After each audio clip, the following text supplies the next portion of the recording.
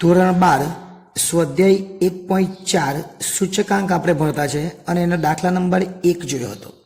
આજે આપણે દાખલા નંબર 2 જોવાના છે અને ખૂબ જ સરળ દાખલો છે, સમજી શકાય એવો છે. ખોરાકી ચીજોના ભાવ અને વપરાશની નીચેની માહિતી, ભાવ અને વપરાશ આપેલો છે. એના પછી કૌટુંબિક અંદાજપત્રની રીતે વર્ષ 2014નો સૂચકાંક ગણવાનું છે અને એનો અર્થઘટન પણ કરવાનું છે. આ દાખલો માર્ચ 2018માં આપણને પૂછાઈ ગયેલો છે.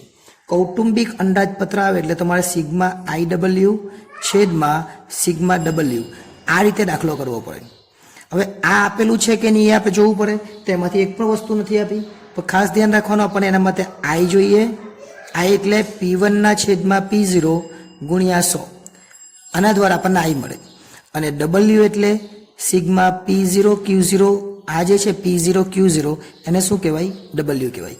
આ રીતના લખજો P0 Q0. આ G થઈ ગયો, એની જગ્યાએ Q લખવાનું, બરાબર. એટલે W પણ મળી જાય એવું છે અને I પણ મળે એવું છે. અને પછી આપણે IW કરી દેવાનો અને પછી IW મળી જાય પછી આ દાખલો આપણે કરી નાખવાનું સૂત્ર મૂકીને. ઓકે, જે રકમ આપેલી છે બેથી ઉતારી દે પહેલા. નમસ્કાર વિદ્યાર્થી, આવી ગઈ છે આપણી એપ્લિકેશન SS એજ્યુકેશન. આ એપ્લિકેશનને ઇન્સ્ટોલ કરો. હવે થશે એકાઉન્ટ અને સ્ટેટનો ડર દૂર. મળશે સંપૂર્ણ પાયાથી શિક્ષણ. બધા જ પ્રશ્નો, બધા જ સ્વાધ્યાય અને બોર્ડમાં પૂછાયેલા દાખલાનો સમાવેશ એક જ કોર્સમાં ફક્ત ₹499. તો કોર્સને પરચેસ કરી આ એપ્લિકેશનનો લાભ મેળવો. વધુ માહિતી માટે SS એજ્યુકેશન એપ્લિકેશનને વિઝિટ કરી શકો છો. વસ્તુ એક એક લીટી છોડીને લખી દે. ઘઉં, ચોખા ને બાજરી. તો એક એક લીટી છોડીને આપણે લખી દે. પહેલા ઘઉં લખીએ, પછી એક લીટી છોડીને ચોખા લખીએ, પછી બાજરી લખીએ અને છેલ્લે તુવેર દાળ. આટલી વસ્તુ આપણને રકમની અંદર આપેલી છે. પછી આપણને 2010 આપેલું છે, તો અહીંયા આપણે લખીએ 2010. અને 2010ની અંદર બે વસ્તુ આપેલી છે. એક જથ્થો, જથ્થો એટલે Q કહેવાય, જથ્થાને Q કહેવાય અને ભાવને P કહેવાય. પણ 2010 હોય અને 2015 હોય તો 10ની અંદર 0 લખવાનું અને 15નો ભાવ છે એને P1 લખવાનું. એટલે જે મોટી રકમ છે એને 1 અને નાનો વર્ષ છે એને 0, આવું યાદ રાખવાનું. જથ્થો એટલે Q0 અને ભાવ એટલે P0. આ છે. ત્યાર પછી 2014 છે અને 2014નો ભાવ એટલે P1. આટલી રકમ ઉપર આપેલી છે, બેથી ઉતારી જ લેવાની. 60, પછી 40, 15 અને 25 આ ઉપર આપણને આપેલું જ છે.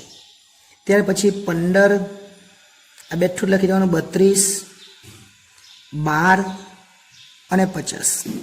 ત્યાર પછી 18 એ પણ આપેલું જ છે, બેઠું લખી દે. 18, 40, 14 અને 70 આ રકમ લખાઈ ગઈ. હવે ઉપરનું આપણને કામ નથી, પણ આપણે જોઈએ એ પ્રમાણે આપણે પહેલા I જોઈએ અને આપણને W જોઈએ. તો I એટલે શું? I એટલે શું? I એટલે P1 ના છેદમાં P0 ગુણ્યા 100 અને I કહેવાય. P1 છે જ અને P0 પણ છે, એટલે આપણે 18/15 કરવું પડે. શું કરવું પડે? 18/15 ગુણ્યા 100. આ ગણતરી બતાવો તો પણ ચાલે, પણ બતાવો તો વધારે સારું. એટલે 18/15 ગુણ્યા 100 કરે એટલે 120 આવશે. ત્યાર પછી 40/32, 40/32 ગુણ્યા 100. 40/32 કરીએ અને ગુણ્યા 100 કરીએ એટલે આ 40, કેમ કે આ P1 ને આ P0. 40/32 ગુણ્યા 100 કરીએ એટલે 125 આવશે. ત્યાર પછી 14/12, 14/12 ગુણ્યા 100. હવે 14/12 ગુણ્યા 100 કરીએ એટલે 116.6666 એટલે 67 કરી દેવાના. અને છેલ્લે 70/50, 70/50 ગુણ્યા 100. 70/50 ગુણ્યા 100 કરીએ એટલે 140 આવશે. ચલો, અહીંયા આપણું આટલું ક્લિયર થઈ ગયું. આટલી વસ્તુ આપણી ક્લિયર થઈ ગઈ. હવે આપણે શું કરીશું? હવે આપણે W શોધીશું, જે આપણી પાસે નથી.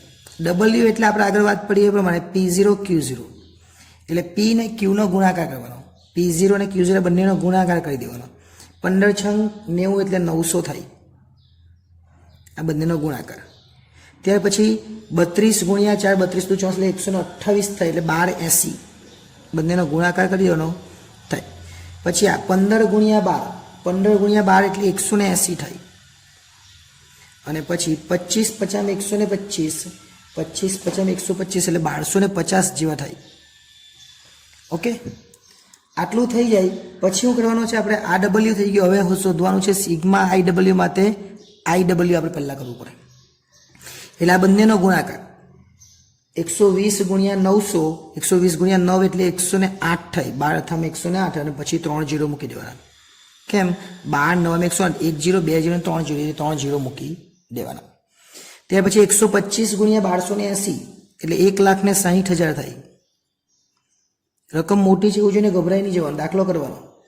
116.67 ગુણ્યા 180 એટલે 21,000 આવે અને પોઈન્ટ પણ છે એટલે 6 આવશે.